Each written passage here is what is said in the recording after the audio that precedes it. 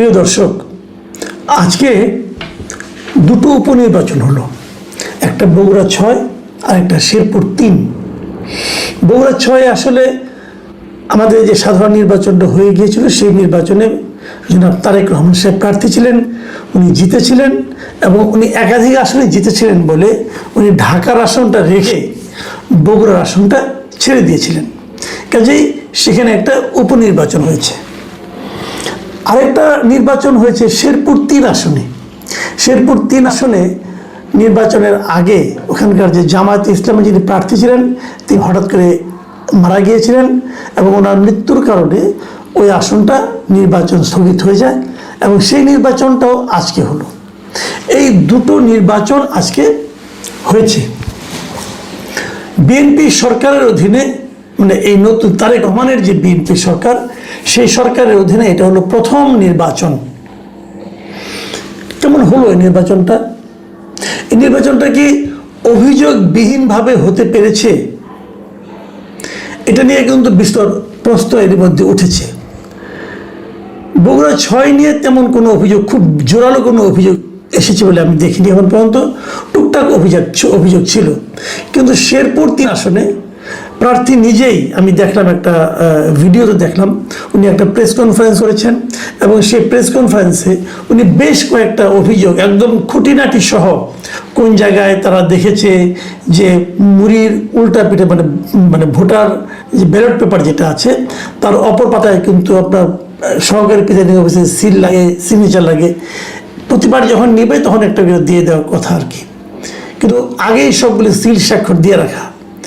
এটা অনেকে হয়তো বলতে পারবেন, হয়তো বলবেন, দাবি করবেন যে তাদের নাকি তাড়াতাড়ি কাজটা হয়, সেই জন্য করা হয়েছে, কিন্তু এই দাবিটা আসলে ধোপে টেকে না। টেকে নাই কারণে নিয়মটাই হলো, যখন একজন ভোটার আসবে তখনই তার সামনেই সেটার মধ্যে সিল এবং সিগনেচার সহ ওনার হাতে দেওয়া হবে। এটা যে একটা বৈধ ভোট হতে যাচ্ছে এটা প্রমাণের জন্য আগে ভাগে আপনি করে রাখতে পারেন না।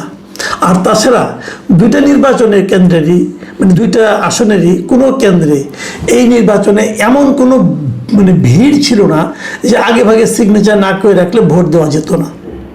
কাজে এটা একটা অন্যায় হয়েছে। এবং শেরপুর 3 আসনে যিনি প্রার্থী, উনি বলেছেন যে উনি এই ব্যাপারে অন্যায়টা দেখালে তারা ভুল স্বীকার করেছেন এবং প্রিসাইডিং অফিসের কাছে কমপ্লেন করা হলে উনিও ভুল স্বীকার করেছেন। এবং এ ধরনের ঘটনা শেরপুরের কয়েকটা কেন্দ্রে কিন্তু ঘটেছে।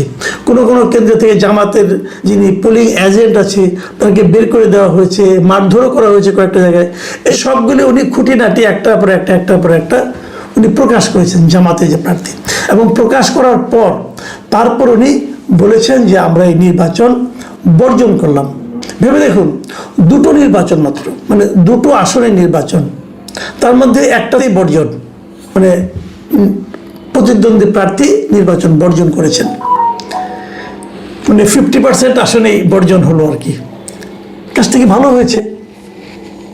মানে ভালো বলতে আমি প্রশ্ন করেছি, বর্জনটা ভালো হয়েছে কিনা সে আলোচনা না।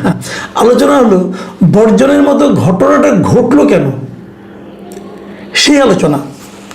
কি এমন ঘটলো? একটা নির্বাচন করবেন ঠিকঠাক মতো, তাও কেন পারবেন না? নির্বাচন কমিশন বলেছে আন্তর্জাতিক নির্বাচন তারা করতে চান, করবেন। এবং তাদের ভাষাটা কি, আমার তো নির্বাচন কমিশনের ভাষাও পছন্দ হয়নি। আমি একটা নিউজ পড়লাম, সেই নিউজে বলা হয়েছে যে নির্বাচন কমিশনের সচিব তিনি বলেছেন যে আমরা খতিয়ে দেখা শুরু করেছি। I already asked for the report from my respected officer, that's all. মানে উনি ওখানে খবর নেওয়া শুরু করেছেন। দেখুন, দুটো মাত্র নির্বাচন, তো আপনি কি সবগুলি কেন্দ্রে আপনারা কি সিসিটিভি বসিয়েছিলেন? বসাতে পারতেন, বসিয়েছেন কিনা আমি জানি না। যদি বসিয়ে থাকেন আপনার তো দেখার কথা, আপনি রিপোর্টের জন্য ওয়েট করার কোনো দরকার। ঢাকা বসে আপনি বুঝতে পারেন কি হয়েছে, যে অভিযোগগুলো এসেছে, অভিযোগগুলো কেন আসলো। তো এই যে বিষয়গুলো আমি কি বলবো, এই যে ভাষায় তারা কথা বলতেছেন, এই সচিব আরো বলেছেন এটা তাদের রাজনৈতিক ব্যাপার, এটা নিয়ে কোনো মন্তব্য নেই। মানে তাদের ব্যাপার, এটা রাজনৈতিক ব্যাপার। মানে পুরো জিনিসটা উনি এমনভাবে হ্যান্ডেল করছেন যে পদ্ধতিটাকে দেখে না আমার মাঝে মাঝে মনে হয় যে আওয়ামী লীগ আমলে যে ইলেকশন কমিশন ছিল তারা যে ভাষায় কথা বলতো, যেরকম নিষ্প্রিয় একটা আচরণ দেখাতো কোনো অ্যাকশন নেওয়ার ক্ষেত্রে, এদের মধ্যে সেই একই ধরনের আচরণ যেন ভর করেছে। মানে এই নির্বাচন কমিশনের যোগ্যতা নিয়ে, মেরুদণ্ড নিয়ে, সিনসিয়ারিটি নিয়ে আমি কিন্তু আগেও বহুবার প্রশ্ন তুলেছি। আমার কাছে কখনই মনে হয়নি এরা খুব একটা মানে স্মার্ট করে ইলেকশন কমিশন এটা হয়েছে, এটা আমার কাছে একবারের জন্য মনে হয়নি।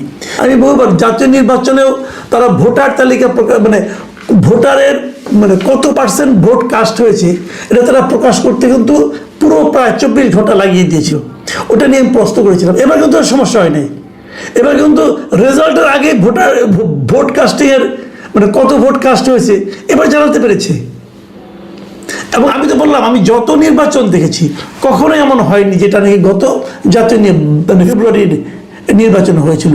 কারণটা কি ছিল? আমি সেই কারণটাও আমার সন্দেহটা আমি বলেছিলাম।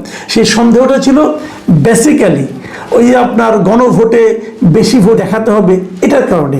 এটা